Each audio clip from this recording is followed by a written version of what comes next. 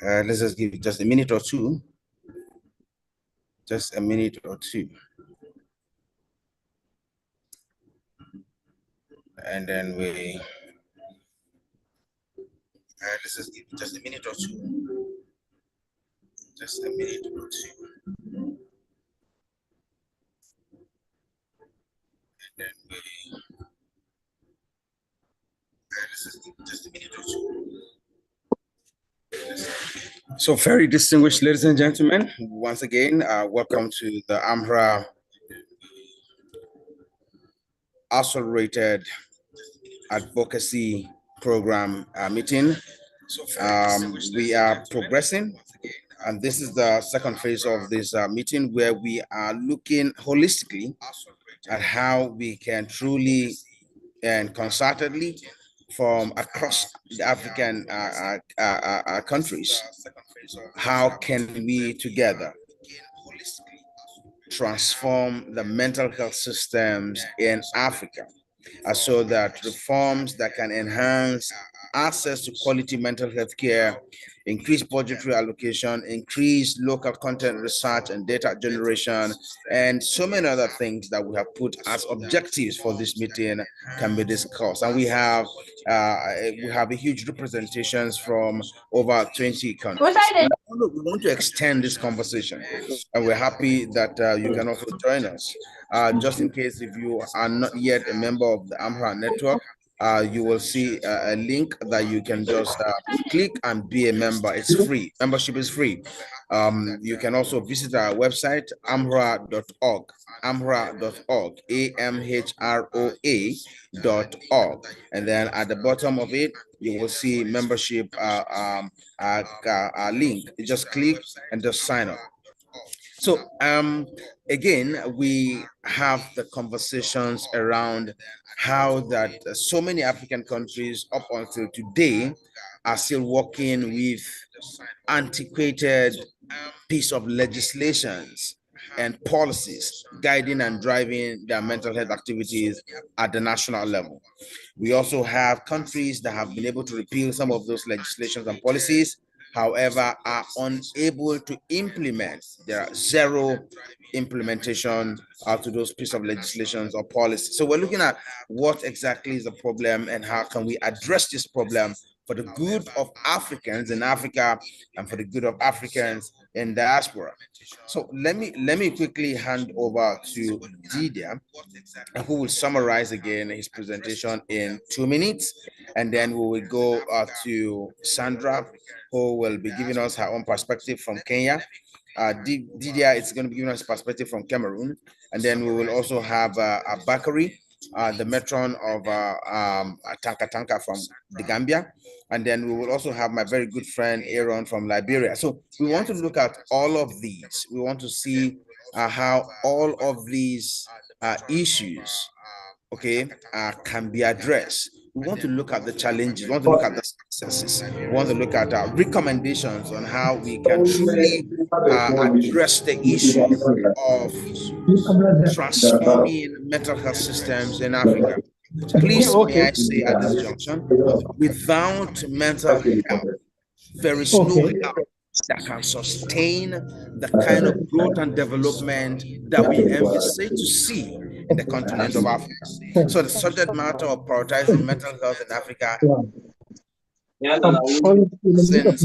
continent, but also to the global community, as Africa remains the fastest young growing population continent that can feed and meet the growing demands, okay, even at the global communities and times to come. So we want to see how this can be looked just beyond the shores of Africa and across the global community, and repositioning the African countries and particularly the stakeholders, the key stakeholders, the state actors, and how we can address all of this, seeing that mental well-being is truly prioritized, then we can begin to account on better relationship, better productivity, and contribute. Let me hand over to you right now, Didier.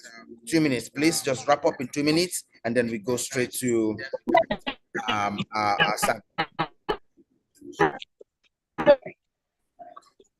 Thank you very much, Dr. Zion.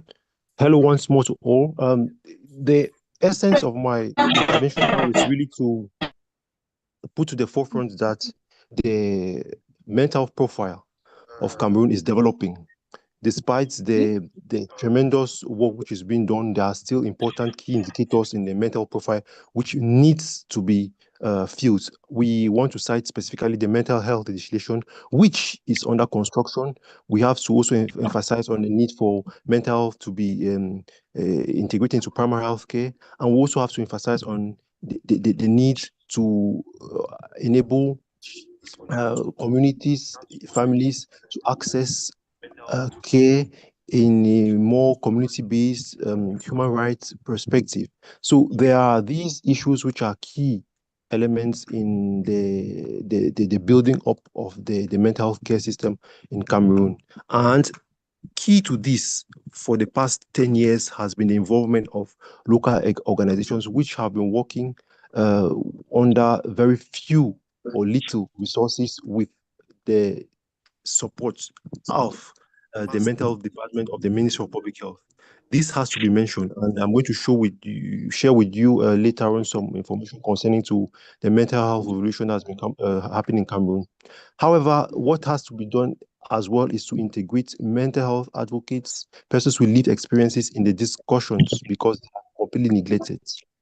I've been working with them for the past years, and even though they have been doing great work in mental health promotion, raising awareness, I'm talking specifically of the Cameroon's Association of Persons living with disability, living with a mental condition, headed by a man who has bipolar disorder, who has been suffering for about 20 years.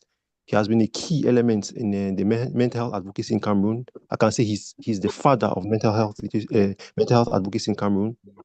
However, his work has not been sufficiently used as it should to impulse community-based initiatives. So there is really need to include these persons in discussions surrounding mental health. So in a nutshell, this is what we can see. We are still very keen and motivated to develop AMHROA in Cameroon, and our AMHROA chapter, our AMHROA forum is growing in numbers because we are trying to engage as much as possible a variety of stakeholders. So as you can see, this is the mental profile of Cameroon with different indicators. And when you're going to go through, many of the indicators are not yet filled. This atlas, this profile dates to 2020, and much has not really changed. In a nutshell, even though there are few initiatives from organizations, but they don't cover the country. They are really localized, community-based initiatives, which are not really integrated into the public health system. So there is really work to be done still. We are very happy to be in the network, and we hope that with the support of the network, especially that Cameroon has been recognized as one of the most neglected displacement crisis by the Norwegian Refugee Council. So we hope that through the AMHROA network and other stakeholders, support to Cameroon is going to be given, because it means that Cameroon has still a lot to do, even though a lot has been done. Thank you very much. So we hope that through the AMHROA network and other stakeholders, support to Cameroon is going to be given, because it means that Cameroon has still a lot to do, even though a lot has been done. Thank you very much. Awesome. Thank you again for that wrap up. Except that you refuse to show us your face, but thank you for that wrap up. Okay. So Shamu, please, I'm not taking up your responsibility, but please, you will just help me welcome Sandra, that is Kenya, and then Bakari from Gambia, and then you will help me welcome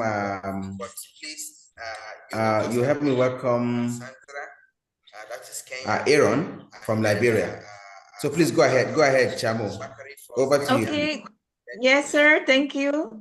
So I just wish that we all welcome them with our reactions on the chat. So the floor is up to Sandra from Kenya. Thank you. Yes, sir. Thank you.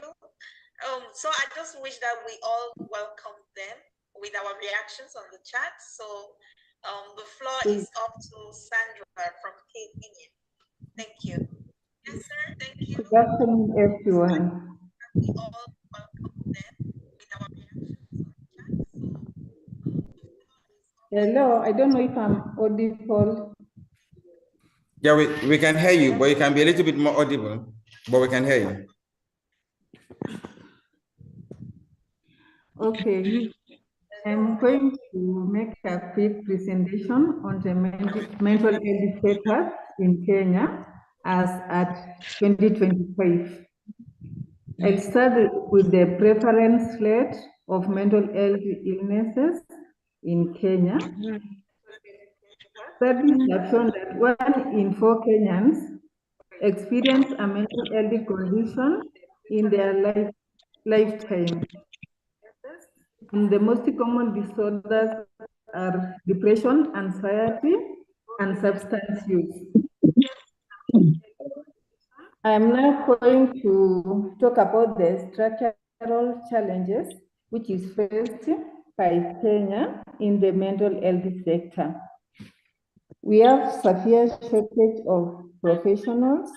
We find 1 psychiatrist seeing up to 1 million people, 1 psychologist to 46 million, and we have like 500 psychiatric nurses in the whole country.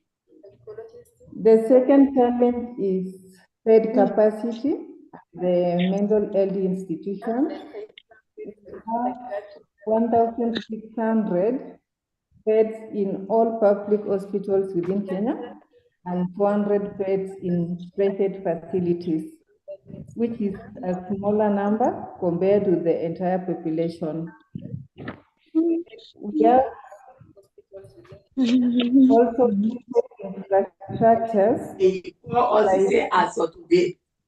like she went with you for RC.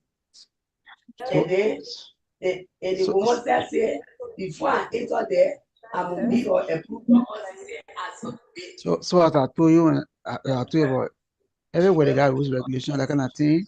If you have someone have concern with you, there are people know how to get a consent to. Let's mute our mics, please. If you're not speaking, if you're not presenting, please mute your so mic. anything of such, the first concern is you want to know who can I relate to. Aaron, Can I speak I believe you. Let's mute our mics, please. If you're not speaking, if you're not presenting, please mute your mic. The first concern is you want to know. I believe you if you are not presenting. Let's mute our mics, please. If you're not speaking, if you're not presenting, please mute your mic. The third challenge is limited infrastructure. In Kenya, we have 47 counties, and out of the 47 counties, only 25 counties have mental health institutions, with only 1 psychiatric clinic in Nairobi, which has all psychiatric care provision. The fourth challenge is underfunding. Find that out of the national health budget, the fourth challenge is underfunding. Find that out of the If you are not talking, you need to be talking to somebody that's answer.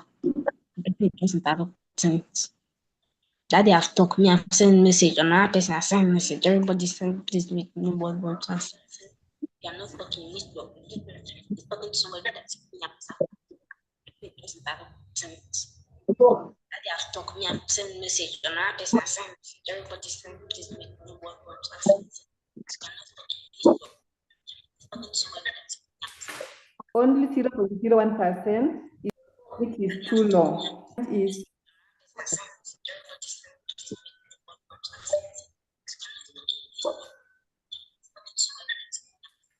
only 0.01%, which is too low. Is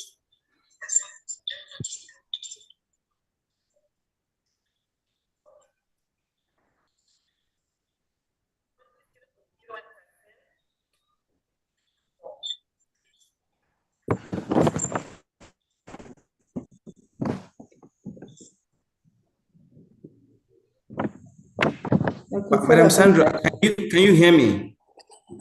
Yes. Your voice is very, very low. We can't hear you very well. Please, can you increase your voice a little? Madam Sandra, can you hear me? Can you hear me now? No, a little much better. Your voice is very, very low. We can't hear you very well. Please, can you increase your voice a little?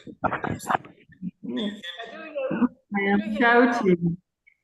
No, a little much better. Your voice is very, very low. We can't hear you very well. Please. And there is an echo since someone has opened 2 devices.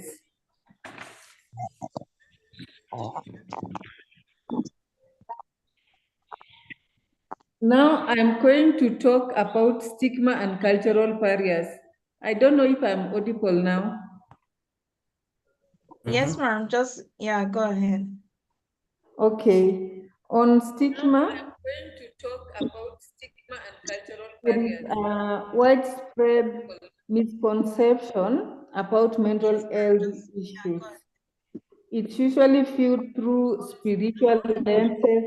You find some people will say this is witchcraft, others will say this person has been cursed, and others will say this person must be morally wrong. That's why the gods are punishing him or her. Now they go and seek help at the wrong places, but not professional help. There is also fear of isolation. There is fear of self-isolation by the patient, and also the people who are supposed to give the social support will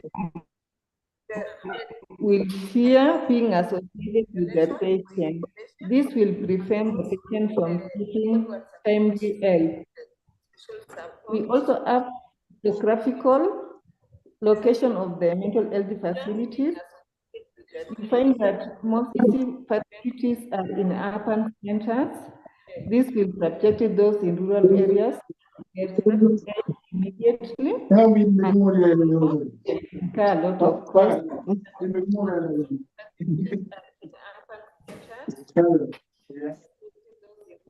Then we have the legal institutional advances. We have too much interference. Can we mute our mics, please? We are not hearing because of too much interference.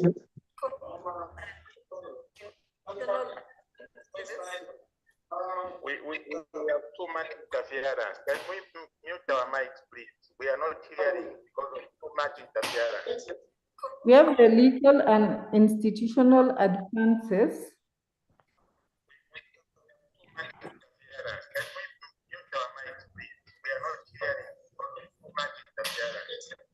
We have the legal and institutional advances. Yes. Decriminalizing suicide.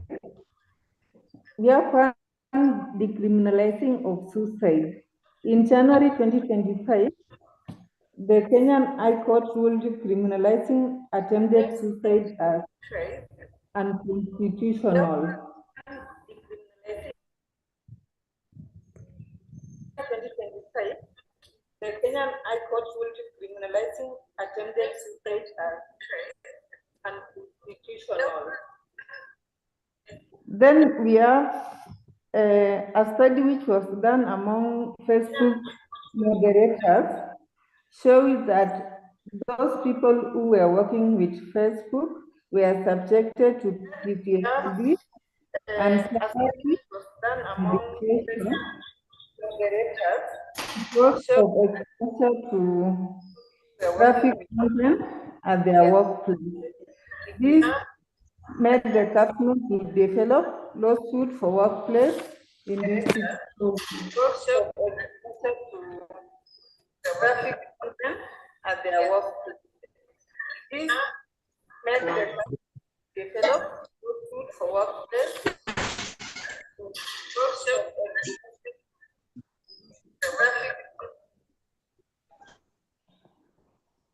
I'm now going to look at some of the reforming efforts and policy responses by the government. I don't know if I am audible. I'm now going to look at some of the reforming efforts and policy responses by the government. I don't know if I am audible. I'm now going to look at some of the reforming efforts and policy responses by the government. I don't know if I am audible. The National Mental Health Action Plan of 2021-2025 key strategies include: one, expanding access of psychiatric medication. Like right now, you can find it up to LD level. Then strengthening of infrastructure. We have one national referral mental health facility. Each hospital happens to be a mental health institution, meaning research can be done in the facility. We have one national referral mental health facility. Then we have the government has established a mental health fund done in the facility. The strategy also promotes research, like they give funding to institutions so that they can carry mental health researchers. They provide scholarship and training to professionals and also to community health volunteers. Funding to institutions. Then we have another policy which is integrating services into primary care, which is a 2015-2020 mental health policy. Then we have another policy which is integrating services into primary care, which is a 2015-2020 mental health policy. I'm now going to media practices and the challenges which are faced by media houses. Many media houses lack formal guidelines for reporting of suicide and mental health. This is why, like, they have to dwell on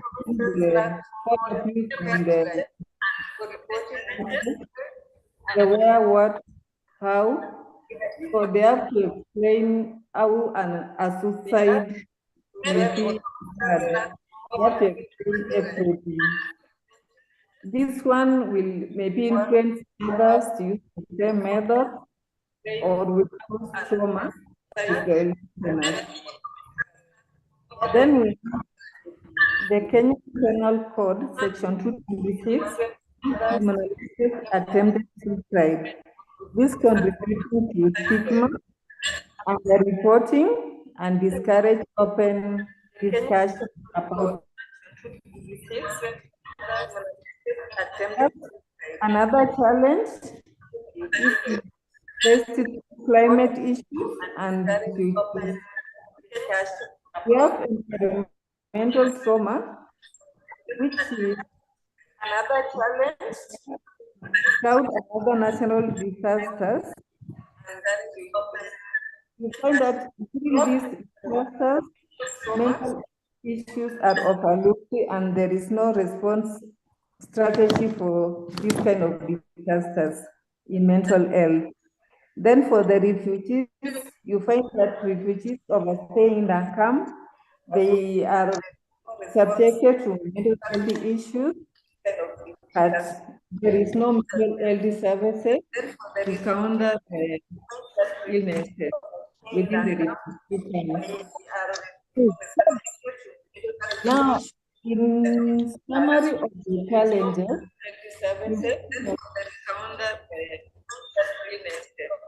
there is high prevalence of mental health disorders in Kenya. We have systemic and infrastructure deficiencies. We have inadequate human resource. We have stigma, cultural barriers, and slow but significant policy and legal progress. government now has some few steps which they're trying to undertake.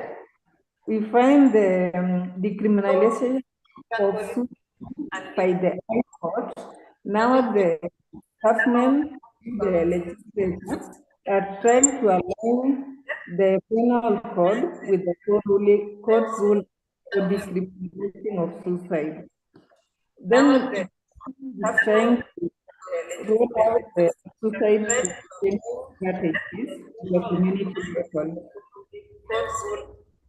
Then there is expanding of mental health services to the community level and promoting public awareness on mental health issues in order to reduce stigma. Now, AMHROA, how can we chip in among the issues which are mental health issues in order to we have to help in raising awareness on mental health issues.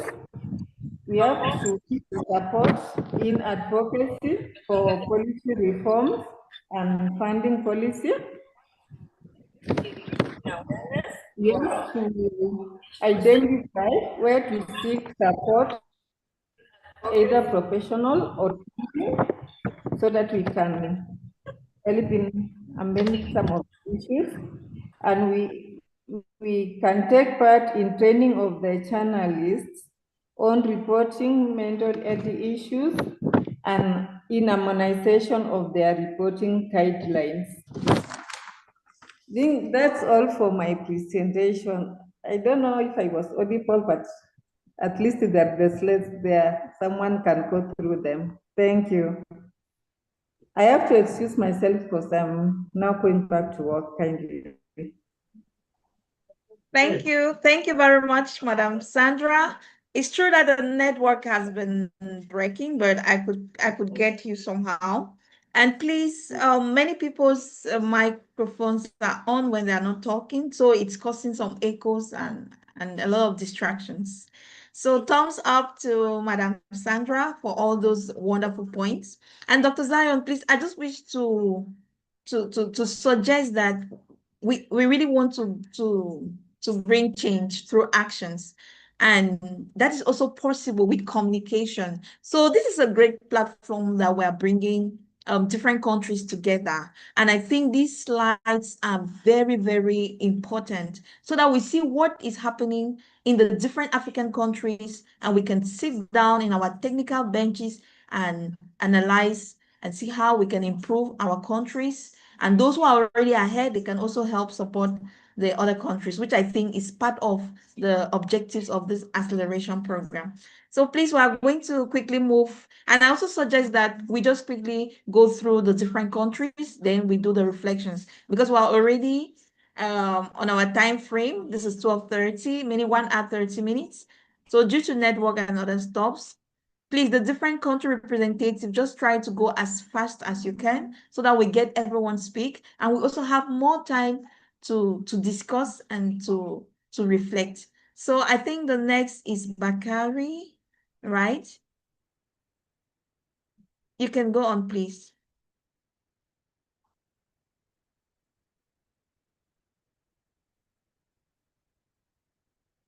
Is Bakari there? Okay. The floor is yours. You're welcome.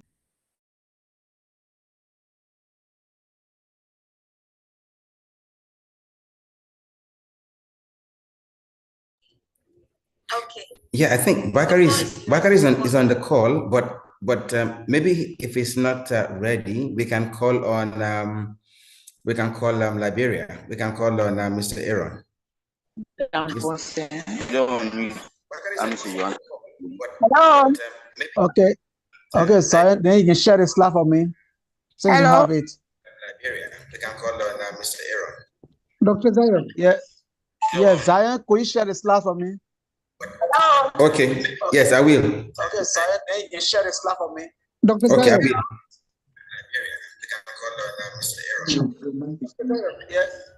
Yeah, Zion, could you share the slide for me? Okay. Yes, I will. Okay, sorry. Then you can share the slide for me. Dr. Okay, I Zion.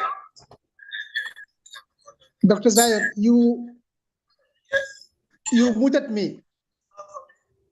Okay. Hello, Dr. Zion. Dr. Zion, you.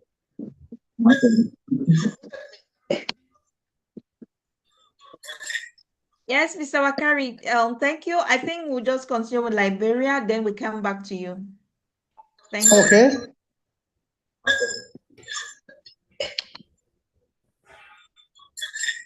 Yes, Dr. Zion, please, you kindly mute as well. That really helps to regulate the echo issue. Okay. When the mic is not in use. Yes, Dr. Zion, please, you kindly mute as well. That really helps to regulate the echo issue. When the mic is not in use. Yes, Dr. Zion, please, you kindly mute as well. That really helps to regulate the echo issue. When the mic is not in use. Waalaikumsalam. Boleh jadi dong. Boleh boleh. Albar. Yeah. Albar. Yes.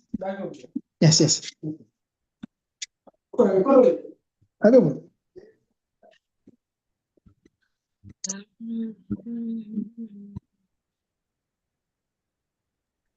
Zion.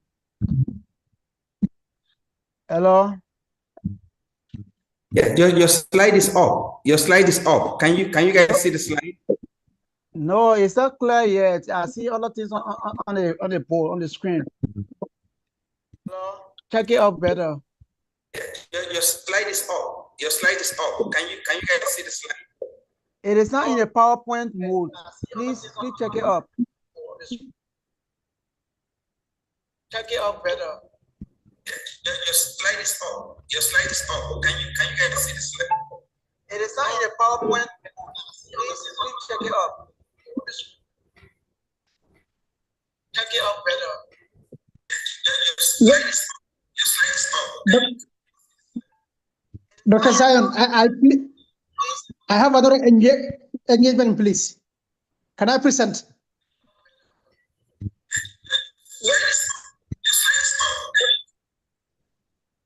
Dr. Zion, I have another engagement, please.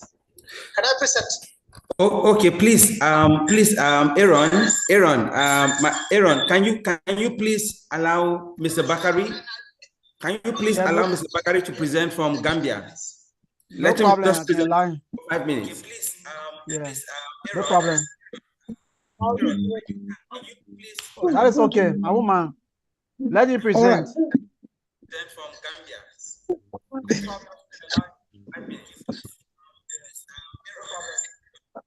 So please, can you help stop sharing the screen? Things is not displayed. Love you.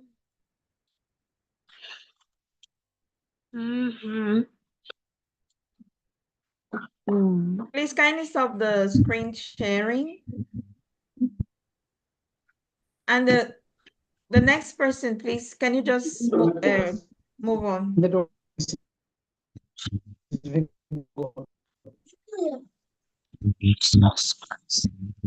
Yes. No.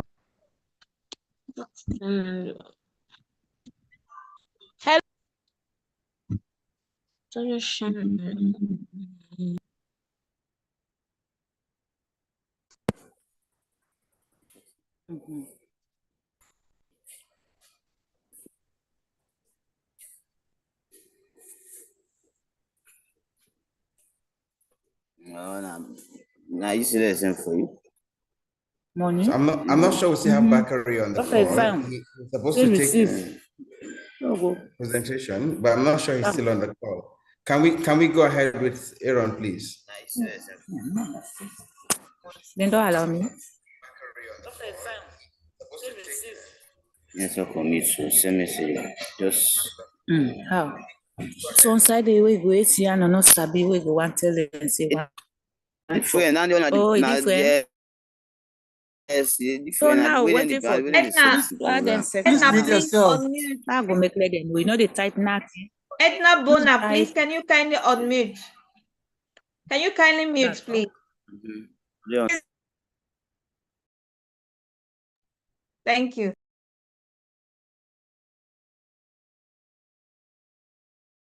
So Zion, can I present?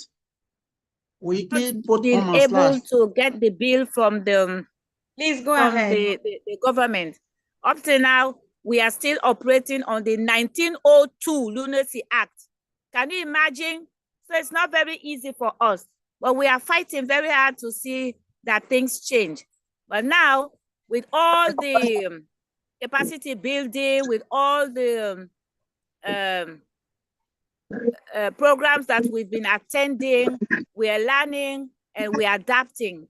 And so now the issues with discrimination, marginalization, Is it my time or somebody else all speaking? these things have minimized grossly now.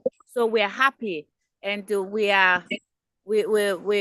continue to learn so that we'll benefit just as we are benefiting now.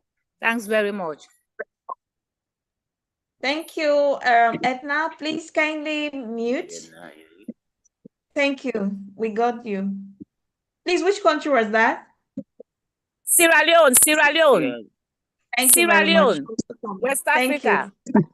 Okay, thank you. So we quickly move to the next person. I see Dr. Joseph. Is that the next person, please? Aaron, yes. The floor is yours.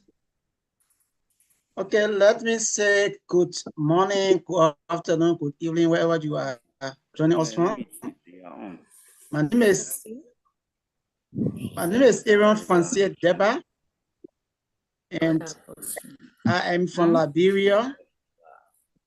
I represent the Organization for Mental Health Promotion and the Ministry of Health here in Liberia.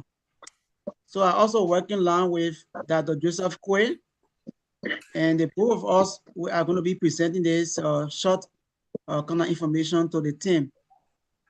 So I hope that Zion will help us to just go through the slides. So we have our outline. We'll be looking at mental health reforms. I know the loud part. Am I loud enough, Zion? Are you hearing me? 5 on 5. Edna is still, yeah. Are you hearing me? Hello? Yes, we can hear you. Yes, yes, please. Go ahead. Go ahead, sir. Yeah, thank you. So we're going to be looking at mental health challenges, the care progress, advocacy highlights.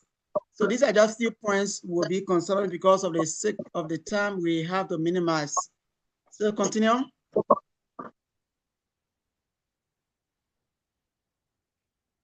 The slides.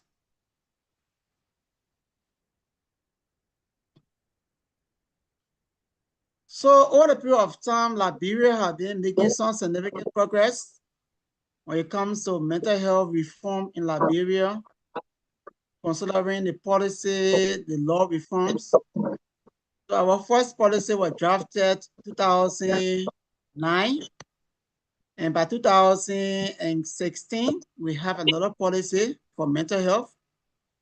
And currently, we are working on another policy for the country to be completed soon.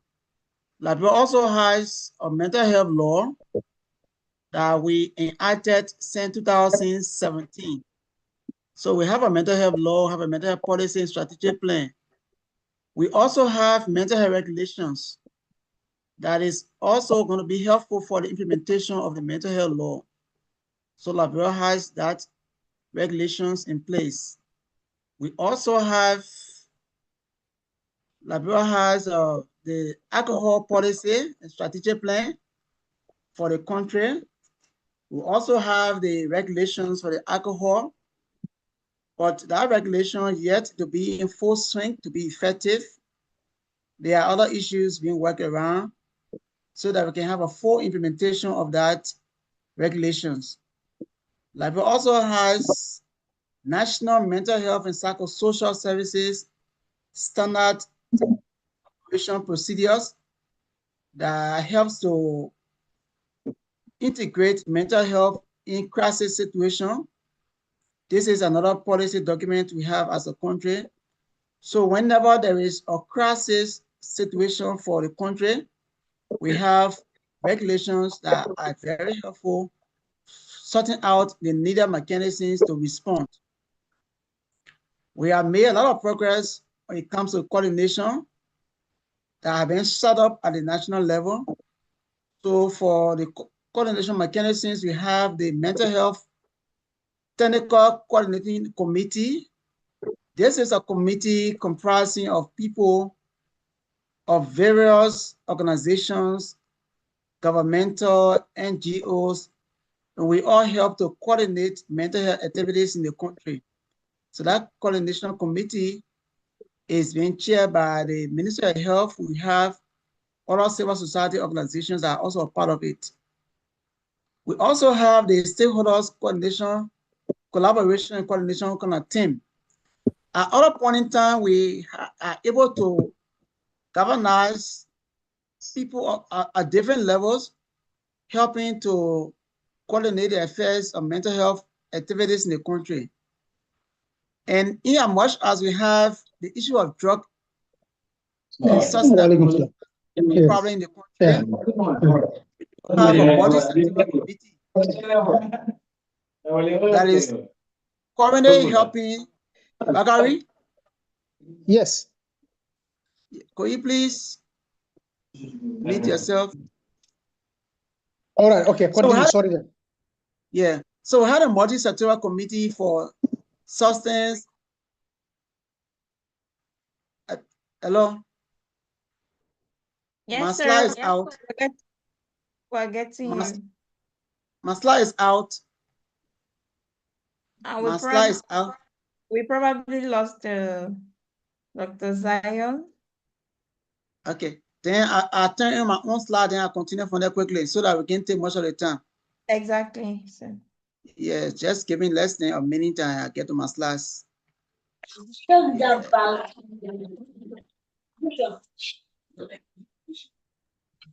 Grace, kindly mute, please. Grace.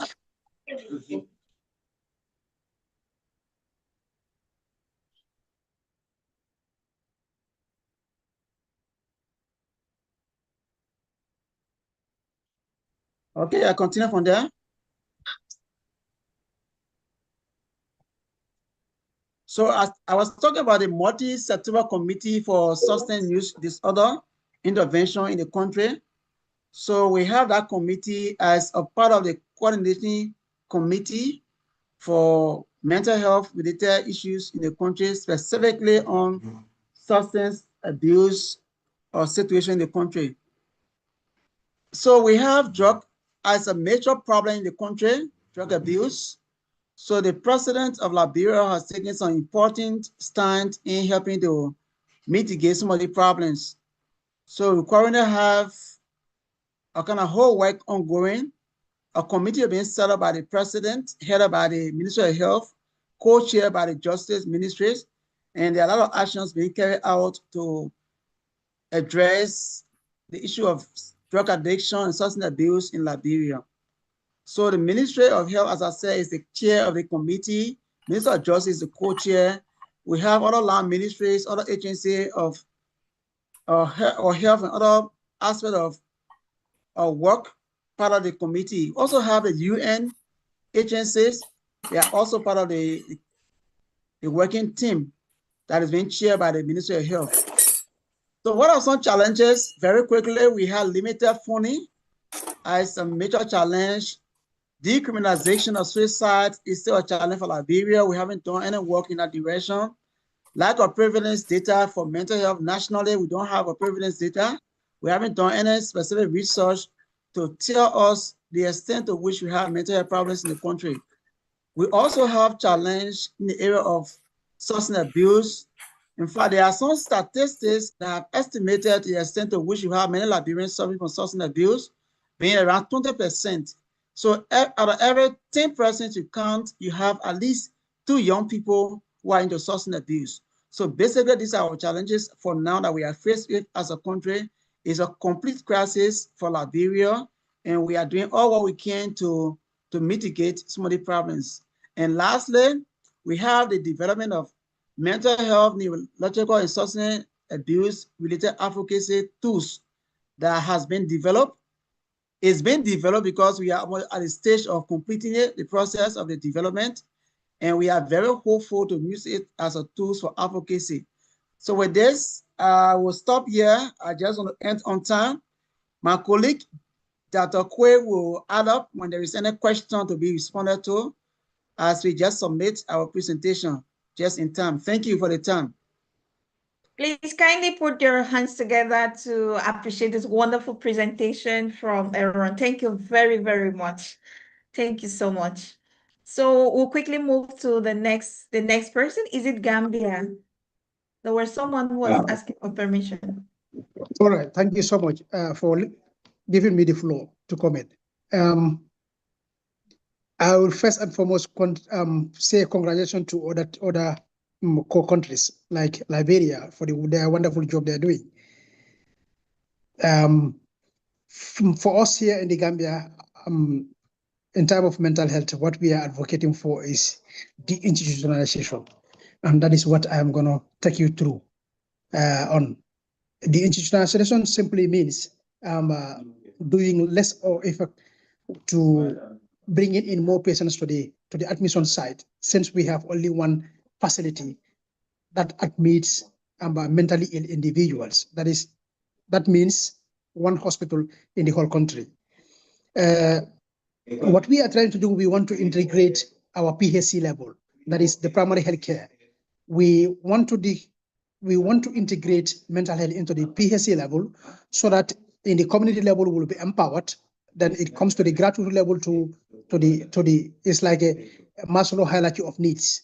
We start from the grassroots level to go up to the tertiary institution, that is the hospital level. Now, what we factored on is the human rights act, that respecting the dignity and the autonomy of certain patients. Then accessibility and equity, the service close to home reduction to delay the cost, and then the effectiveness. And the other one will be efficiency. Most of the time, the patients will stay at home, and then we are always in the last point of contact with them because they will stay in the community, and in that community, that's why you have the traditional healers, you have the other cadres of individuals who will be giving them treatment or whatsoever. So this is why in the Gambia, we deem it necessary to reintegrate it by any other management into the PHC level, so that it will decrease the number of patients who will be coming to the hospital level. So this is what we are doing. And then to stigmatize, or to reduce stigma. Now, what we talk about reducing stigma, because we realize is that any patients or any participants or clients whosoever is been admitted to the institutions and then discharged back to home, the person is always been stigmatized. The person does not have any other thoughts that the person will flow in. The communities will always stigmatize him by using the institution name attached to any idea he has or the person comes with. The community and the other people will not even involve them in any of the community matters and the family matters and whatsoever. To an extent that they will even start saying, oh, you are just been discharged from Tanka. So that means that you are mentally disadvantaged. So this is a stigmatizing word. So this is what we are numerously facing in our communities. So that is what we are working towards it. And then the plan is to transit from the long stay in the hospital. Means we admit 2 long patients in the hospital. You will see a patient who will come to the facility and stays there for more than 4 months on admission. So we want to reduce this admission, the admission duration. So because we are seeing a lot of impact, because when we try to do that, what will happen to us is we will try to manage exactly what has happened between the patient and then the community and then the facility itself. Because there's a lot of burnout if you look at it. And then some of the patients, in fact, will try to adopt certain behaviors or certain attitudes within the settings of the facility, simply because of they have long stay over long in the institution. So what always happens is the stigma will become high, the other activities will become so numerous. Now, looking at the Gambian context, Tanka Tanka is the only sole facility that deals with the mentally ill individuals. And then the opportunity there is to train and supervise the community level, that is the community health workers and then the village health workers, to empower them, to train them, to give them because we are using the AMHROA gap to train them, and then to be able to identify the early signs of mental health illness that will showcase in any other individuals. That's what we are trying to do at the moment. So, and then the other thing, what we want to do is the school mental health. We also, just 2-3 weeks ago, we were having a training to one of these region, a biggest region, that is URR, to reintegrate the mental health into the schools categories, because we learn a lot again in the school level. What happens to us, most of the times students will start having these neurological disorders, we call as the epilepsy, and some of them will faint. But we tend to realize more, it's not per se epilepsy, but it's per se the mass hysteria of epilepsy. This is what we realize. So now we are doing a school mental health. At the moment is well active. So we're going to the schools, talking to the school administrative with the students and their teachers for early identification of such mentally challenged individuals. That is what we are trying to do at the moment.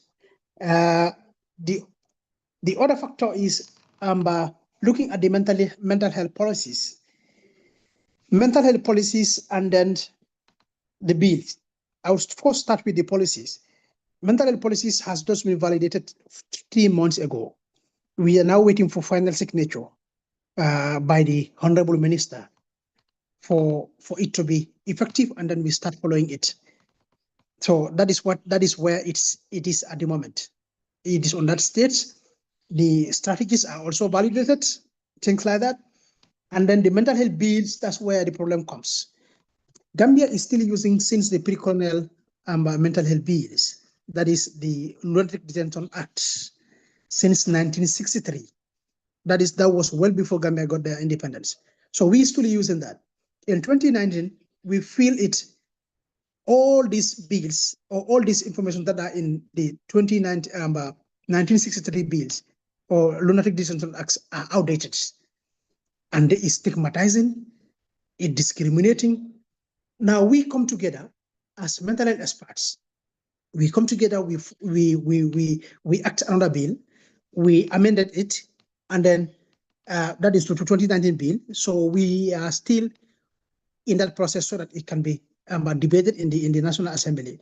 So, but at the moment is in the state of the cabinet ministers. That's where the bill is at the moment.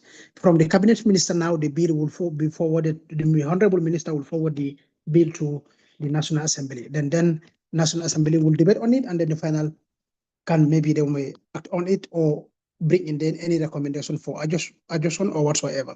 So that is where at the moment it is. Now, the workforce, when we come to workforce in the Gambia, it becomes a problem. It is more of the same as the other countries too. I hear other countries talking about it, that is the Cameroon and other countries. Mental health workforce here is, I will not say sufficient, but inadequate, simply being, the mental health nurses are just less, because Gambia is in a population of 2.6 million in populations, and then the mental health nurses we have on the ground are just 14 mental health nurses, and the psychiatrists are only 2 on the ground. So all the rest of the mental health nurses all travel. They go for greener pasture. So this is where we are at the moment. And then as mental health and experts on the ground. So it is burning. My staffs will be on stretch from 8 a.m. to 8 p.m. So that is burning and stretching up. So the supply chain of medications we usually have, most of the times, Gambia, we have something in mechanism, we call it as the essential psychotropic medications being supplied through the CMS, that is the Central Medical Store. Sometimes it becomes difficult from them to, because Gambia has a policies that the medications they will also buy in every quarter, that is 3 months, they will buy and bring imports to the country. So that again becomes a challenging. Sometimes some of the psychiatric medications are always not available, looking at the policies that is surrounding it, and it's just not unbearable, especially the long-acting psychotropic medications.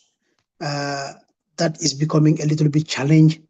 But then we just have a signal that from the Honorable Minister that the container has arrived in the country, and so that is a big plus for us looking at it. So then it's not open yet. We need to find out as of what psychotropic medication is available, things like that. And then the last but not the least would be the human rights aspect of the mental health individuals. The human rights, yes, they will always come, especially human rights and then the ombudsman. They will always come to the health facility to see what they will always advocate for is you are not there to beat up any patient or neither to tight up a patient. But then looking at Tanka Tanka and the structure of Tanka Tanka, what we have on the ground is we seclude patients, yes. Seclusion, if you look at the seclusion room too, it is the ceiling is not concrete. What is there is just a wood. And this wood, most of these patients, what they do is, especially these substance use disorders patients, because they will be in a certain time where they will be craving for certain drugs. So what they will do is they will end up, breaking the cardboard of the wood down there and then trying to maneuver and then the skill defense and then try to find a way of going back home to get the particular drugs they are into. So that becomes another trouble again for us. That is the abscond rate of patients, more especially the substance use disorders. So we are not to keep them there too long, because you cannot even keep them there, simply being they will just maneuver their way. If you seclude them, they will maneuver and then go to another part, and because they will be so nuisance into the communities. Yes, I will end my presentation there simply because of the time, and then I'm engaged into another meeting again. I will be heading to that meeting too. Thank you so much. Please thumbs up for Mr. Bakari from the Gambia. This has been so great. This has been so insightful. So insightful. So I wouldn't go back into the nitty-gritties, but I will wish to reiterate that this talk we are doing here today is just so important to just pass over it in words. So my greatest wish and request will be that the AMHROA management gives some time for all these presenters to put this work together so that we share in the network, we learn what is happening in the different countries, and we empower ourselves. Because if we are not informed about all of this, how are we going to be engaged? How are we going to be motivated? Like DJ talked for Cameroon about knowledge. Without the knowledge of these things, we'll not be able to feel engaged or will not be able to prioritize it. So this was so great, Mr. Bakari. We are going to go to Gabriel from Zambia. Gabriel, the floor is yours. Probably the last presenter.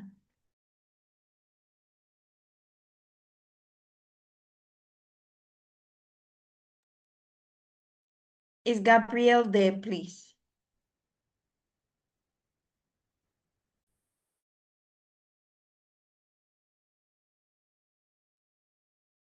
Hi, Mr. Gabriel Lungu from Zambia.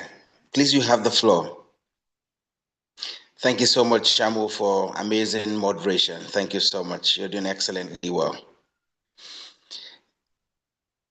Mr. Zulu, can you please confirm? I can see that we have Mr. Gabriel, very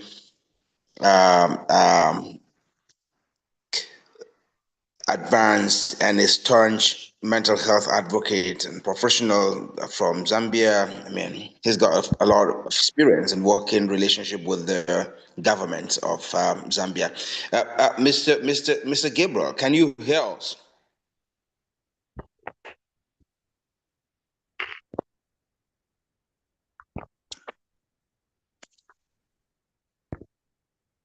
Go ahead, Zulu. So he's on, but I don't know if he's still trying to navigate his options to join. But like you said, Ahmed, Mr. Gabriel Lungu is a seasoned mental health provider, but he's also working under Ministry of Health. So we really treasure his insight. So I hope he manages to give us an opportunity to hear what's happening in Zambia. Okay. Gabriel. Okay, let me try. Thank you very much, sir. So while waiting on him. So I was suggesting we discuss for about 5 to 7 minutes, just reflecting before we move to the next. Very okay. Very okay, especially from all of these amazing presentations from the Gambia, from Kenya, from Cameroon. I mean, imagine. Okay, thank you very much, sir. So to all our amazing. Good afternoon. Good afternoon, sir. Good afternoon. You're welcome, and the floor is yours. Okay, this is Mr. Gabriel from Zambia. Can I share? Please, can I you share can from go ahead.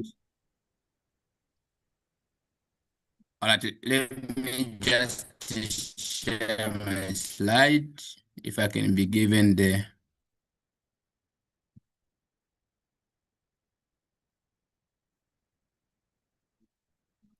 Oh, sure. A minute, sir. Thank you so much. Sorry, I was double tasking. I was in another presentation on that Saturday, but I was getting what the other countries were presenting. So I'm Lungu Gabriel. I'm the Mental Health Officer at the Minister of Health, Zambia, and I'm presenting on mental health reforms in Zambia. And how quickly, I don't know whether, let me put on slide. Just confirm if my slides are visible.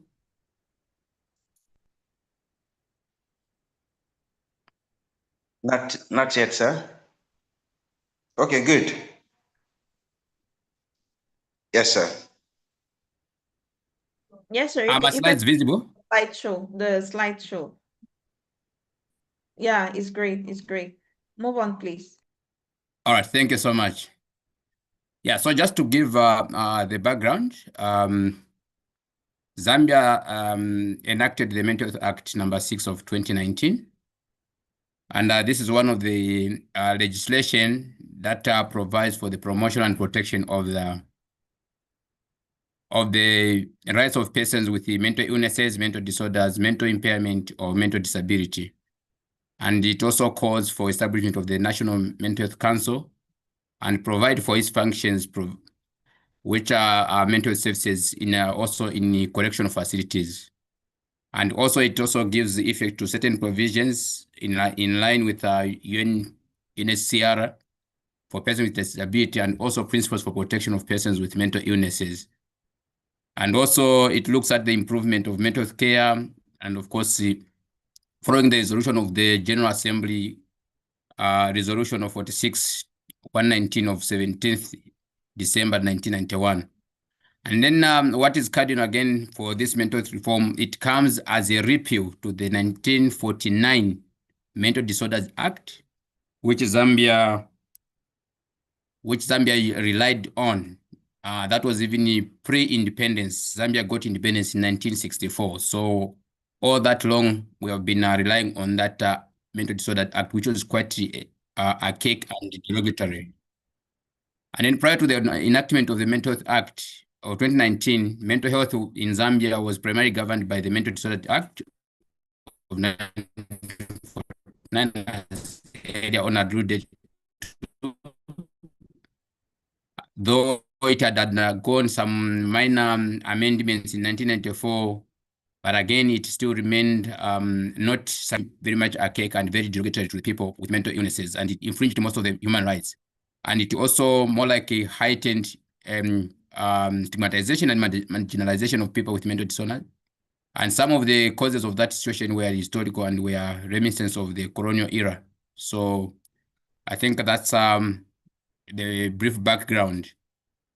And then what does the passing of the act look, or maybe change the landscape of mental health in Zambia? One, it domesticates contemporary practices recommended in international instruments. So as earlier on alluded to, want to align to the other international standards. And then also it has modernized the legislation on mental health in Zambia. It's not the same as it used to be. And then also it acts as a guarantees. It guarantees mental patients the rights to dignity, privacy, and confidentiality, and also prohibits discrimination against mental patients and further exploitation and name calling on account of their mental illnesses. The 1949 Mental Disorders Act used to have derogatory remarks such as calling a person with mental condition as a lunatic, idiot, imbecile, and so on. So those were removed and amended accordingly. And then what are the key features in here is protection of human rights, and then also establishment of the Mental Health Council, and also it has also fostered the integration of mental services in the primary health care and also in the correctional facilities.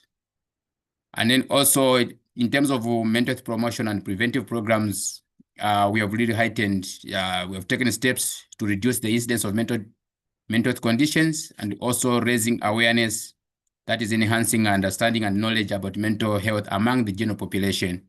And then also reducing stigma, that is tackling stigma associated with mental illness, and also training law enforcement and adjudicators, that is providing education and sensitization on mental issues to relevant professionals, and then also ensuring adequacy of mental health services. Though again, we have some challenges despite the reforms and the enactment of the Mental Health Act number 6 of 2019, challenges still persist in mental health sector, that is inadequate of funding. And then of course, human resource shortages still continue. Currently, Zambia has only about 16 psychiatrists, of which about 4 still remains on the grid of government. The majority have gone into private practice. And in terms of funding, currently mental health doesn't have its online funding from the government or ministry lines. We also ride under the funds allocated to the health sector, particularly the non-communicable diseases section. So we don't have a budget line specifically for mental health. And in terms of human resource shortages, as I said, 14 psychiatrists in the country, and only about 4 to 5 are on the government grid. So that creates a very big shortage. Zambia has about 10 provinces, and the 4 are mainly in Lusaka. We don't have a psychiatrist in the other 9 provinces of Zambia. Infrastructure still remains a challenge, though we have seen facelift to most of the mental health facilities, as well as modernization of some existing institutions. So I think it's one of the challenge. We still have very, very inadequate spaces for admitting our mental patients, particularly in the other provinces. And then stigma and discrimination still remains an issue, and we have seen a lot of people not really seeking help, hence the heightening of awareness campaigns. Referral systems also remain a challenge, and we are putting systems to ensure that people access the services at the lowest health facility, and they go through a smooth pathway other than bypassing, just to go and access the services at the highest psychiatric hospital, which we have in the country. And then in terms of the ongoing efforts we have done quite a number of things to just help us shape the mental health agenda. We have developed treatment guidelines for mental disorders that are guiding the practice. So we launched this in 2022. We are in the process of revising the mental health policy of 2005, which is in the pipeline. And also we have really heightened integration of mental services in the primary healthcare facilities through various initiatives. That includes capacity building as well as even deployment. I think we have quite seen a number of mental officers being recruited and deployed in the various levels of care. And then also we have activated mental health units in the health facilities and deploying trained staff in those areas. And we are also collaborating with other government agencies and partners to scale up community-based services and promote early identification of mental disorders. And then we are addressing also some concern in terms of infrastructure. We have some structures which are coming up, which were expected to be completed in 2023, but I think due to resources are still stored. And rehabilitation centers in the country are still a challenge, but we have at least a will from the president of the country who pledged to have one national rehab center. So it's yet to be constructed, and processes are underway. And then first level hospitals have been designed, those who are being constructed, and they have at least a mental space of about 6 bed space in each attached to these new health facilities being developed. And then we are doing community involvement, which is very crucial. We are doing mental health skills development, and of course, the stabilization of psychotropic medications so that they're accessible at lower levels. So we have other supporting documentation and legislative frameworks that we rely on. We have the Mental Health Act number 6, which is our main beacon. We have also the Mental Health Policy of 2005, which is yet to be updated to align to Mental Health Act. And then also we have the National Health Strategic Plan 2022-2026, which mental health is key. We have also the National Health Policy of 2012. We have also developed the psychiatric nursing treatment protocols, which we launched in 2023. And then we have also the mental health treatment guidelines, which we launched in 2022. And then we also have the Disability Act number 6 of 2012. And in 2022, we also have the Children's Code Act. Again, that looks into the plight of the children and so on. We also refer to the UNSCRPD as also our reference. And in conclusion, I would say despite significant legislative reforms, Zambia mental health sector continues to face hurdles relating to funding, infrastructure, human resources, stigma, and service delivery. However, ongoing efforts to strengthen the mental health system and also integrative services and engaging communities offer a promising pathway to a better mental health landscape in the country. With those a few remarks, I submit over to you, Chair. Thank you.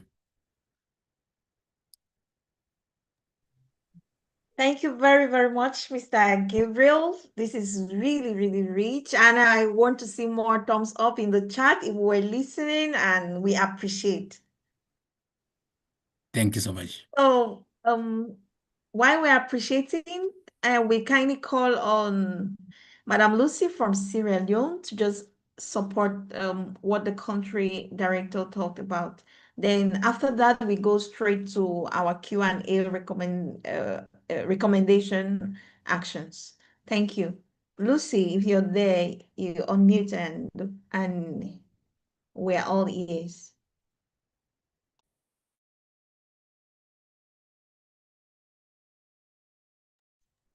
Hello, good afternoon from my side. Chairman, good afternoon. I can see you are doing great. Thank you for my comrade from Africa CDC Mental Health Leadership Program in Ibadan. Thank you. Glad to meet you once more. For the great work you have been doing. I've been following in the groups. Thank you. And thank you all to the presenters. This is a great work or a great movement that is going on in the mental health space in Africa. I'm proud of us all. Let's keep the fire burning. With this direction, I believe mental health is going to be normalized as not a myth. Mental health is normalized in our countries as not a myth, but something we all have to proudly embrace and work together. to put under control. So I have been just called on to talk briefly on what is going on in the mental health space in Sierra Leone, because our able doctor, Dr. Elizabeth, who was supposed to give you or present maybe in a slide, in a form of slide on what is going on here, is unavoidably absent. So I was just called upon by my colleague Nancy Bailey to step in her shoe. I'll briefly give you, not in a slide, but to my knowledge, what I know as a person with lived experience working closely in the mental health space. I'll give you a brief update on what we are open about here. So in terms of law, in terms of the mental health law, we are still dealing with the Lunacy Act of 1902. Like Edna just mentioned here, I believe this is something we are all concerned about currently. That's why Edna couldn't even wait in the middle of others trying to present, she was so urged to come up and talk about it. And yes, this is what we are all concerned about right now in Sierra Leone. Since last year, or before last year, we have worked so hard, all partners, both international, non-governmental, local NGOs, we have all worked together so hard to put a bill together in effort to repeal the 1902 Lunacy Act. Of course, we all know that the Lunacy Act of those colonial days are not favorable for providing services or to even protect us as service users or persons with lived experience. Under that act is when we had the asylums, like the now calls Sierra Leone Teaching Psychiatric Hospital was an asylum where they just go and keep people with mental illness, So it has no protection or any good for us as service users or persons with lived experience. So we have worked so hard to repeal that one by submitting a bill to authorities in charge to help us have a new mental health act. But unfortunately for us, over a year now, we have still not been able to have this act. The bill have been moving from one point to the other. So currently, as I speak, from what I learned from a meeting recently held, the bill is now in Parliament waiting to be passed. But unfortunately, Parliaments are on recess. So even though we were hoping to have our Mental Health Act before this year's World Mental Health Day, so that would be another reason why we celebrate very much. But unfortunately, Parliament is in recess. We are not sure of having the bill before the World Mental Health Day, because once they return back from recess, we don't know if this will be one of the top priorities issues they will handle when they come back.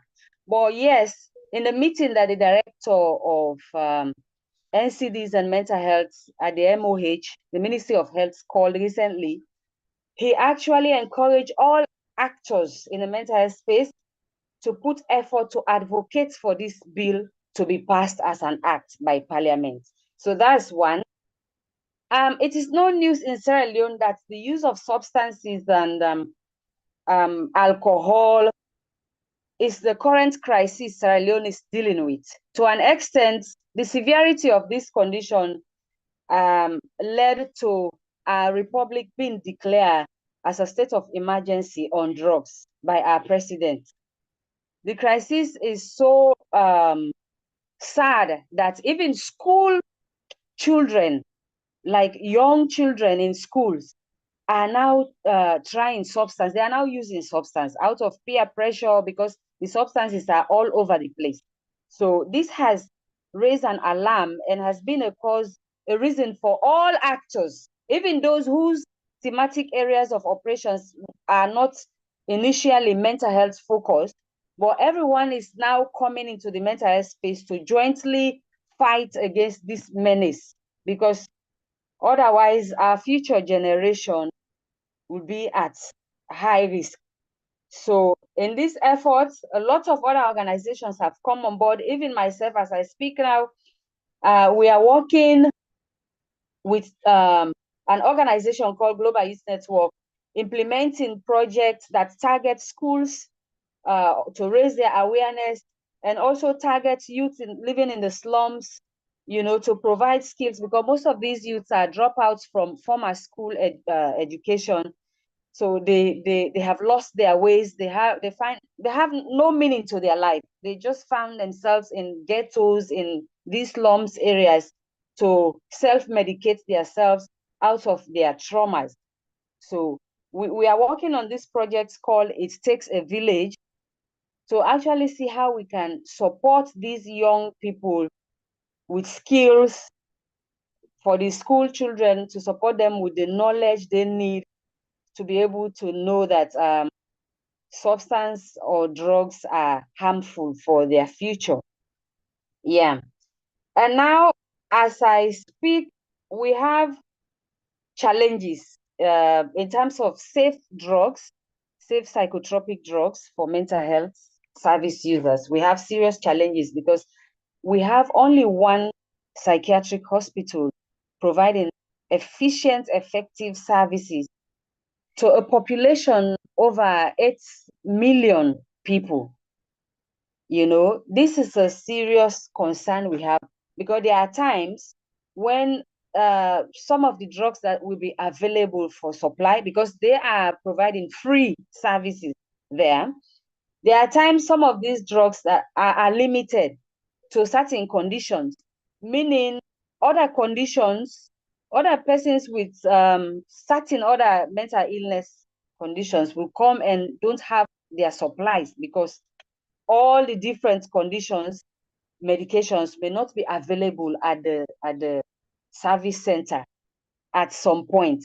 So they may need to prescribe, doctors may need to prescribe for these individuals to go and buy these drugs for their own condition at the private pharmacies, to which some of these service users do not have funds or do not have, because psychotropic drugs are very expensive here in the private pharmacies. So if you happen not to have supply at the hospital and you are given prescription to which you don't have the money to go and purchase, you just experience relapse. Maybe you will be out there roaming the streets. So this is another challenge. Although the government, through the Ministry of Social Welfare, has also established a rehabilitation center for especially those with substance use disorder at a place called Hastings here. But yet still, for the population we have and the current mental health condition that is trending, that is high, even at the psychiatric hospital and the rehabilitation centers, is substance use disorder, with a high statistics of young people, youth. So it is sad that even with the new rehabilitation centers, services are not still enough. You know, I witnessed once a meeting called by the Ministry of Social Welfare to call all actors together in Sierra Leone, private actors, because there are individuals who are volunteer based in the diaspora who are volunteer to establish private rehabilitation centers just to complement government's efforts.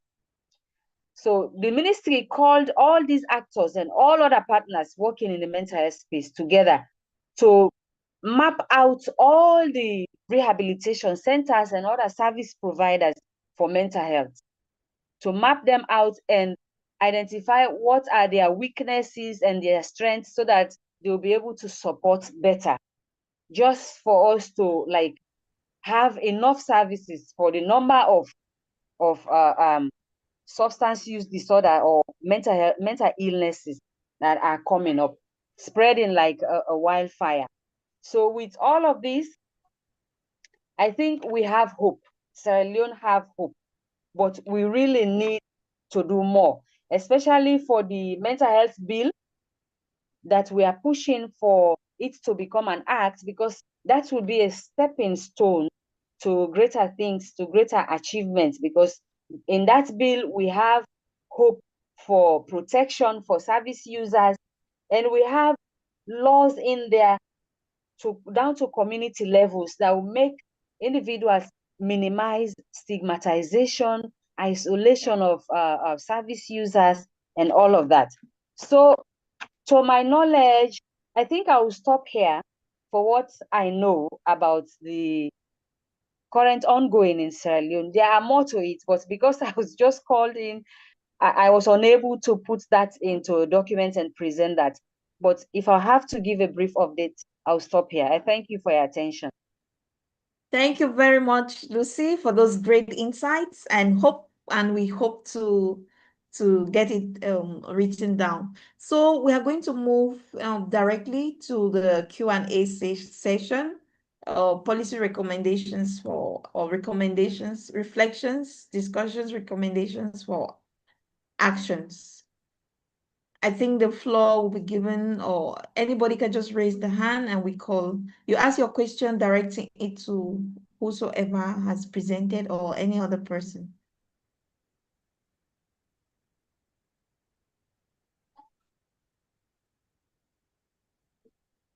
Any hands?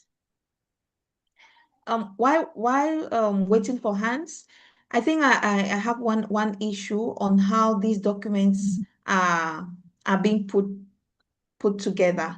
From my own little level of interaction with the international organizations like WHO and others, I see that when they are working towards a document, let's say, for example, there is the pandemic treaty that the pathogen access and benefit aspect is still being discussed.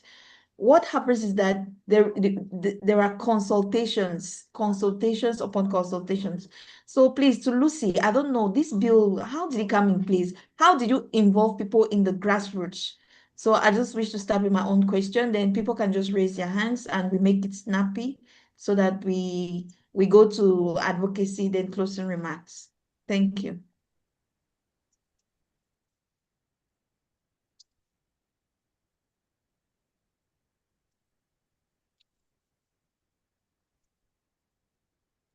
Lucy, please, are you still here with us? I'm here. Yes, like how did you get the common people involved in this document, this bill that you want to present? Because I want to believe that some of the challenges why the policies are there and there's difficulty translating into action is because many stakeholders are left out in the process of developing these documents. So they don't feel ownership. Probably it doesn't even reflect their needs.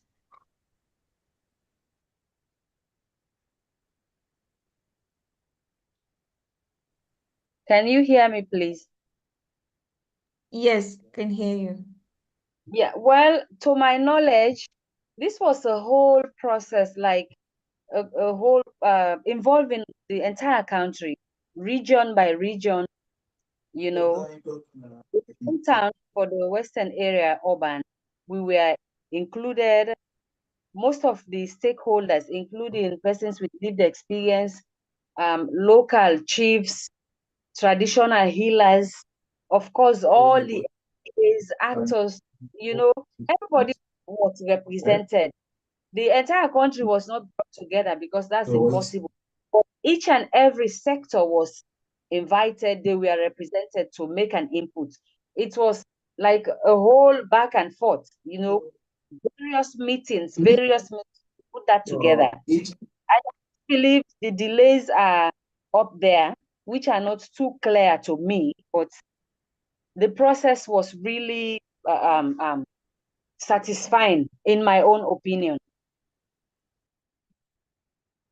Okay, thank you very much. Yes, like I observe sometimes they send links for people to fill with some questions and all that. So the people were involved, that is great, thumbs up. I think DJ's hand was up. From DJ, then we move to the next person. Another person's hand. I would like to make a contribution. Hello. Hello. We're on DJ, whose hand was first. To move from DJ to, please, just your hand should just remain up so that we see you. Please. The floor is for DJ for now. Okay, thank you very much, Seraphine. Congratulations to all my colleagues who presented very well the states of mental health in their respective countries. And as we heard all, we are sharing the same problems, and the struggle is common to all us all. So how should we go forward? How can we go forward? This is a fantastic opportunity, therefore, to reflect on strategies that we can use as a network to move forward. And this is our suggestion. Perhaps we could develop a policy brief based on all of what we've written and enable member countries to effectively understand the needs or the direction which they have to follow so that mental health becomes a priority in their respective countries.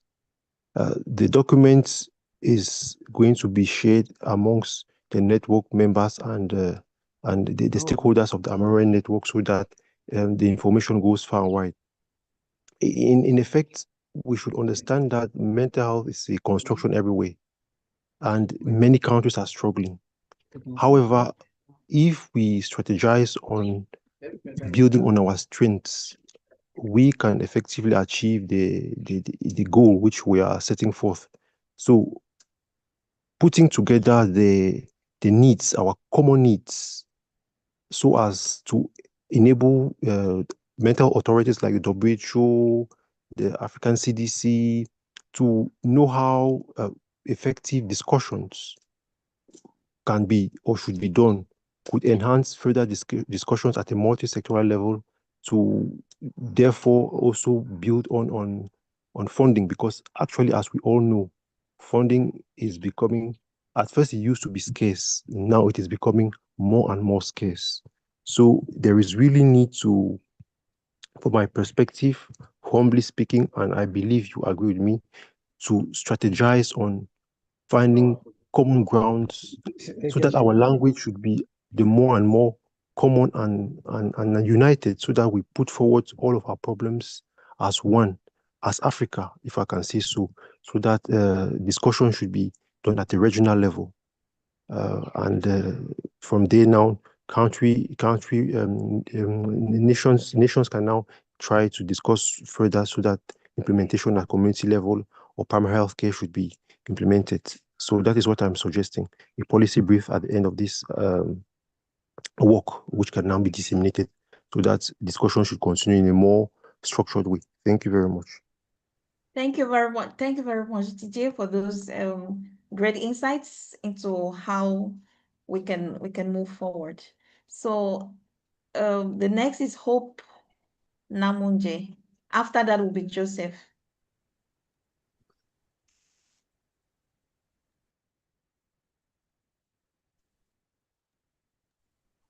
Hope, please kindly unmute and unmute, please. Hope. Hello. Hello, we can get Hello. you. Thank you. Can Just you go hear on. me? Yes, we can Okay. hear you. I'm Dr. Namonja Hope, the country director for Zambia, AMHROA. So firstly, I would like to pass my apologies for joining the meeting late. I was having challenges with the network. And secondly, I would like to thank Gabriel, who has made a very good presentation to shed the background and the challenges and the way forward of mental health in Zambia. It is a privilege that Gabriel has made that presentation on behalf of Zambia. Indeed, we do have challenges as a nation, and we really look forward into having to collaborate with African countries like everyone on board this afternoon. It's a pleasure that even as we have tentative programs and tight schedules, we still have time to come and be involved in this engagement.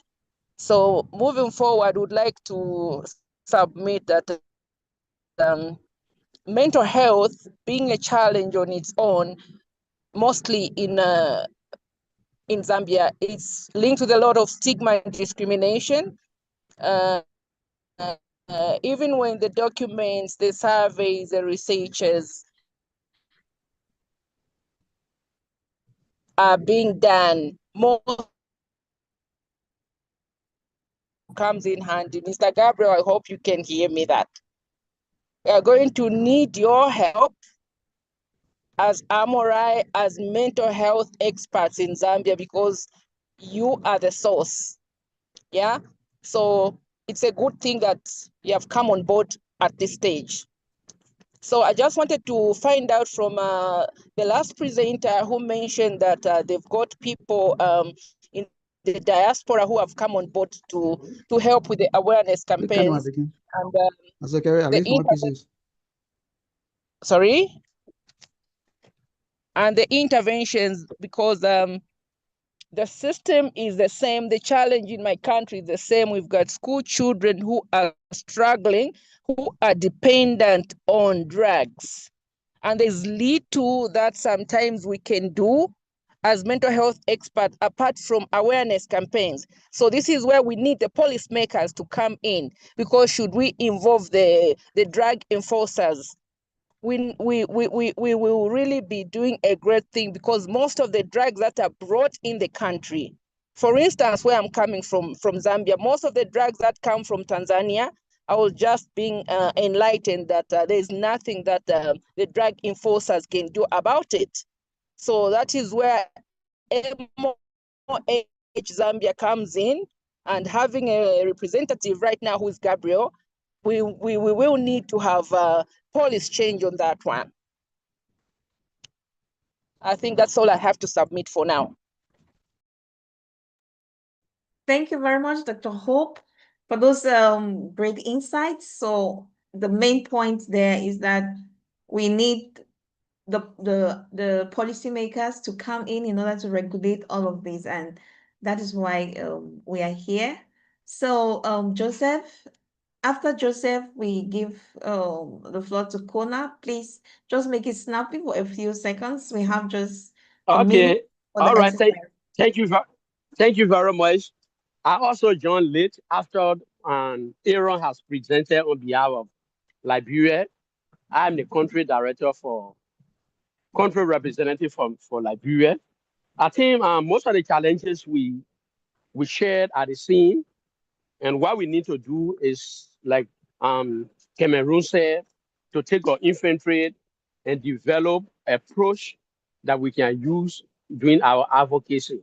So we know that those challenges and achievements that were presented, they are not the complete list, but maybe we could have conversation and see how best we can really document some of those issues and use it as advocacy tools. For Liberia, we are developing a comprehensive advocacy strategy to address most of the challenges that are in the mental health space. Thank you. Thank you. Kona Sebure, please. The floor is yours.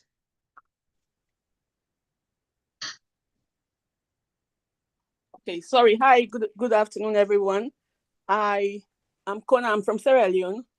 I missed the first presenter for Sierra Leone, but I listened to Lucy's comments, and I must say that the government, we've come a long way. We're doing relatively better than we used to, but it's like minute progress we are making in terms of mental health advocacy and care.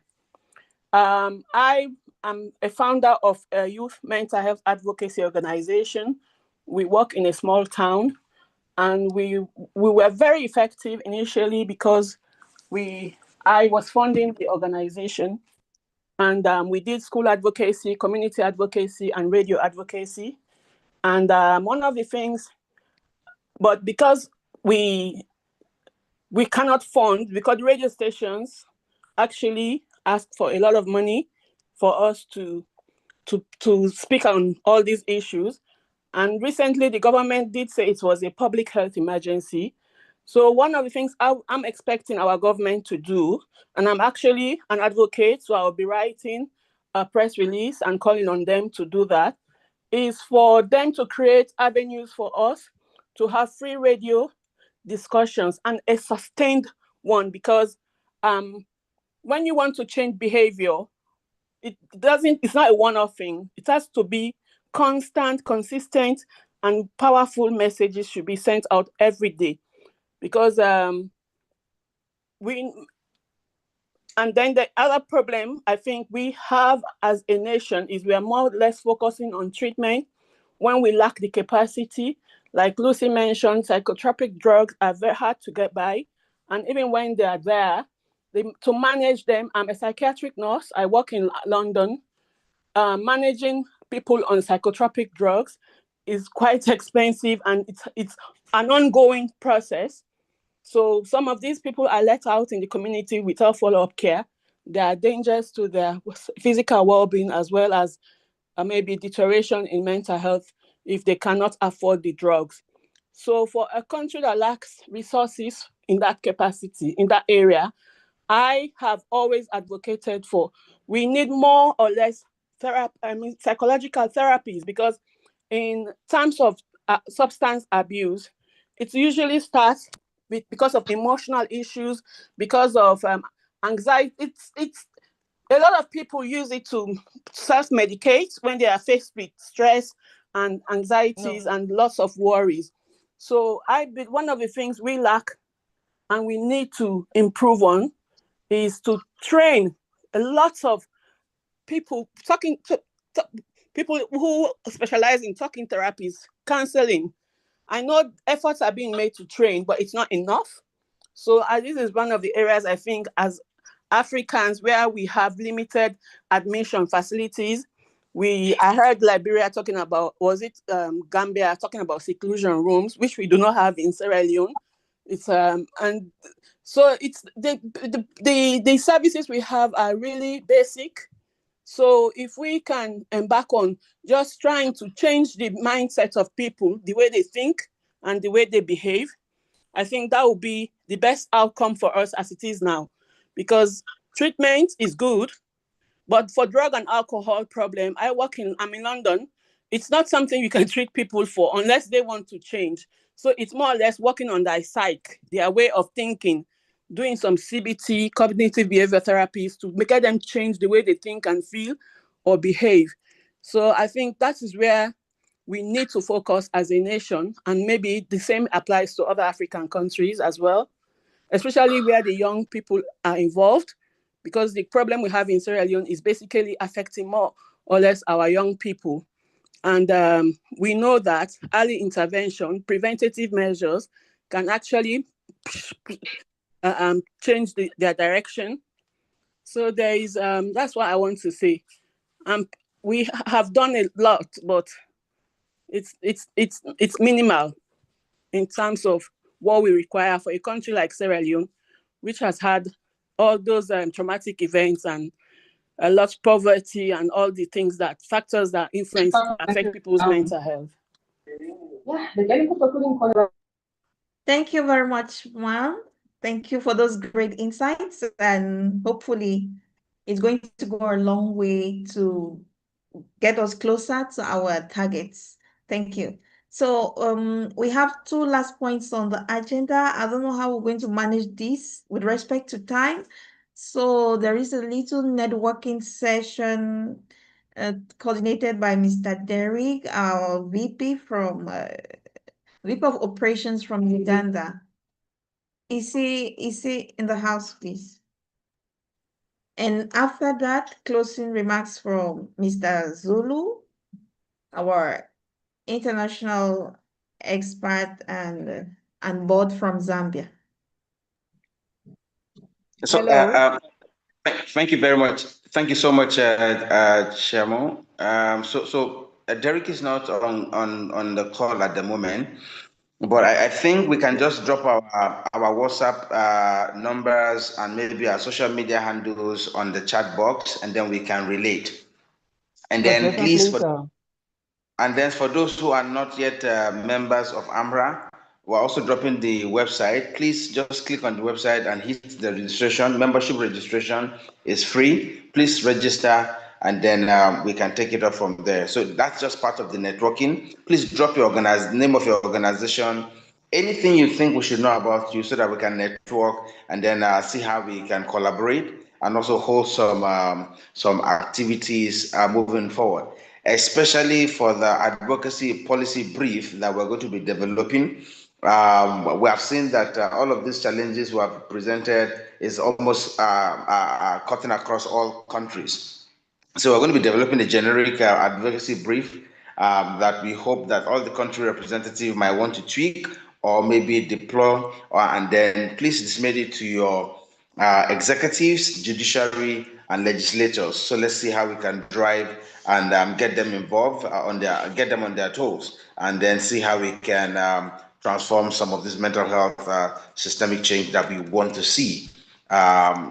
Yeah, so please let's drop our contacts. Let's drop if you're comfortable with dropping your email or your phone number, you're comfortable with dropping just your LinkedIn or any of your information, please let's drop while we just welcome Mr. Zulu to close us with the wrap up.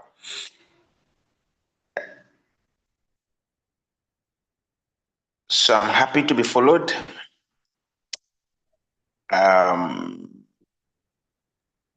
Hello. Yes, please, Madam Lucy. Yes, I just wanted to respond to Madam Kona. Madam Excellent. Kona, Please go ahead. can you hear me, please?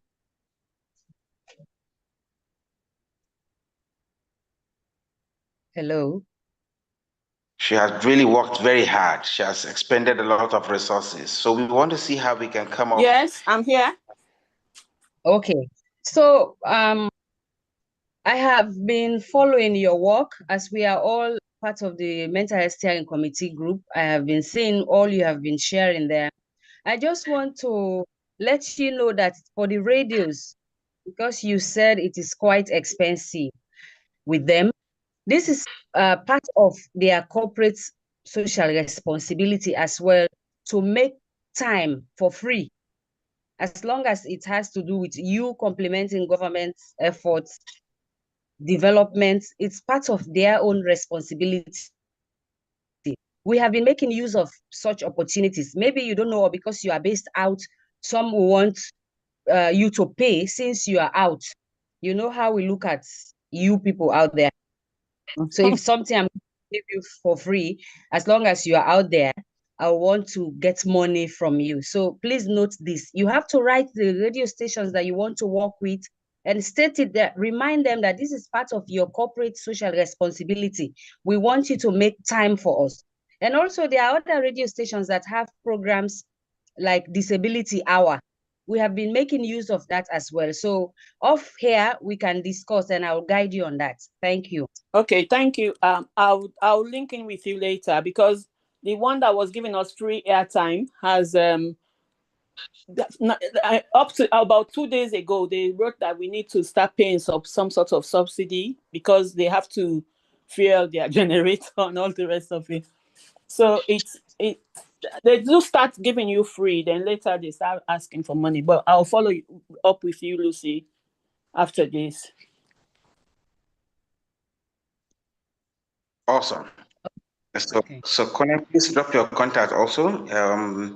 We'll be happy that your organization can be part of the network, and then we'll see how we can relate and also advance some of these reforms and care for our good people in Africa. Do we have Mr. Zulu?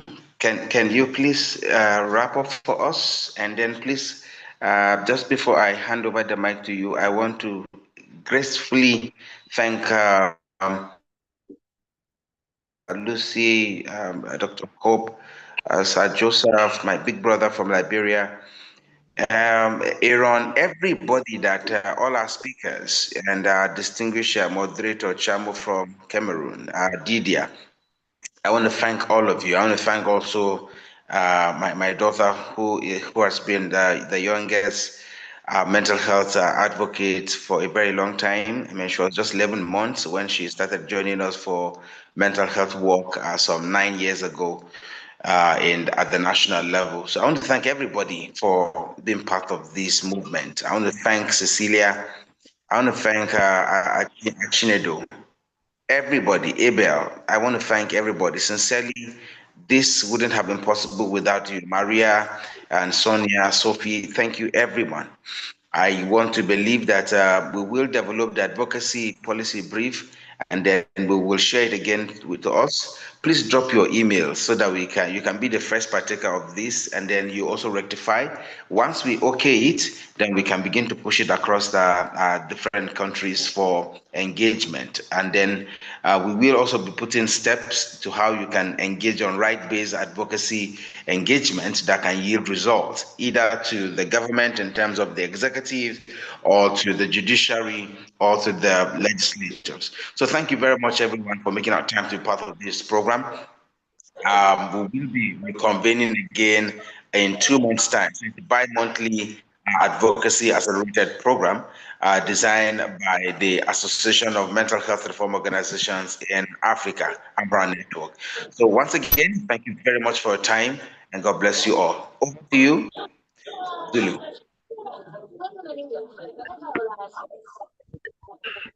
Thank you so much, Zion, and thank you, Chiamo, for moderating the sessions. I just wish to, on behalf of AMHROA, as a member of the international panel of experts and part of the secretariat, I join to thank each and every one of you for your time. I know this has taken long, especially that we started with a challenge of the network. So I appreciate our presenters. I appreciate our country representative. It's clear that we are doing a lot of work in our countries.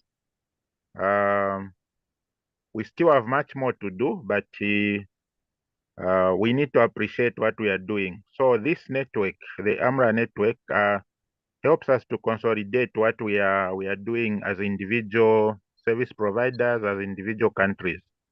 So our voice becomes bigger when we present as Africa. By the way, I didn't say my name. I'm Zuru Jeffrey. I've stated the position. So it's clear we have issues to attend to in terms of mental health law or policy. We are not satisfied with a number of countries where we are. We still feel there are things we can change. We still have concerns in terms of our mental health staff. The numbers are low, but also the capacities of people to actually respond to the needs of our clients. We have issues of actual provision where the facilities are located. So that ties in with the issue of infrastructure. So limited infrastructure is also a factor that needs to be looked at. We have, so for infrastructure, we're also looking at issues of rehabilitation. I think here we appreciate that the issues of drugs and other addictions, which may require some institution, some facility where we can champion rehabilitation.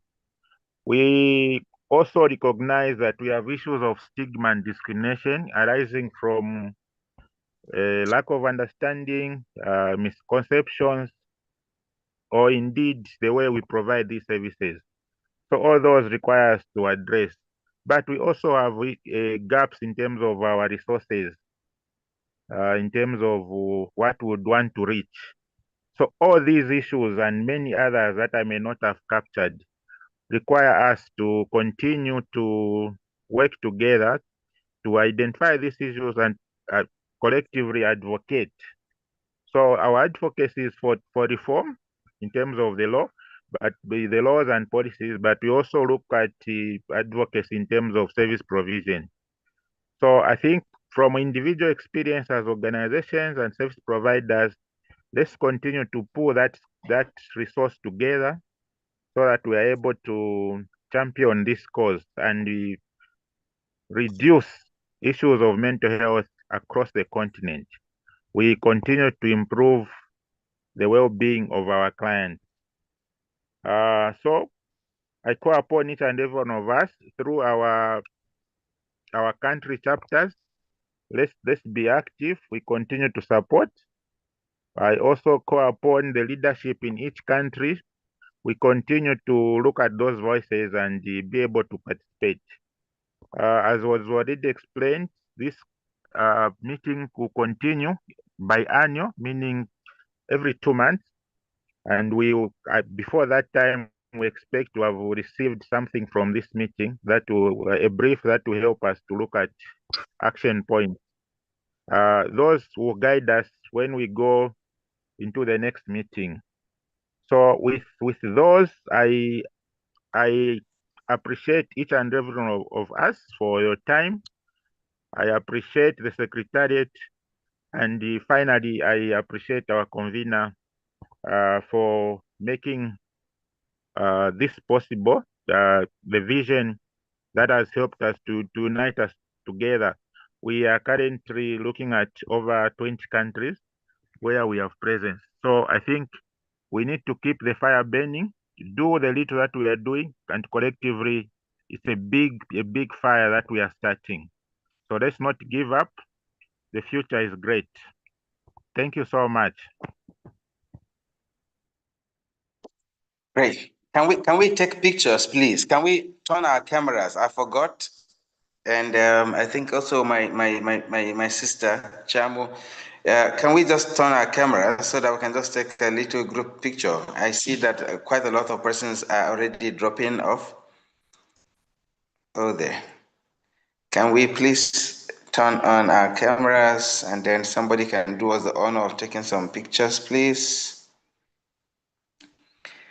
That's my international Didier.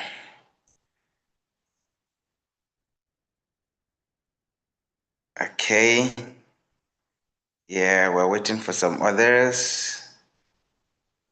Some other great people to turn on their cameras. Okay. All right. I think we have made some justice. Some people are unable to turn on their cameras because where they are. But I thank you all. Thank you so much, Etel. Thank you so much. You're welcome, sir. Thank you, Thank Kona. you. Thank you for this session and for the insight that I'm able to get from here. Awesome. Awesome. Good to see your face, Kona. Thank you.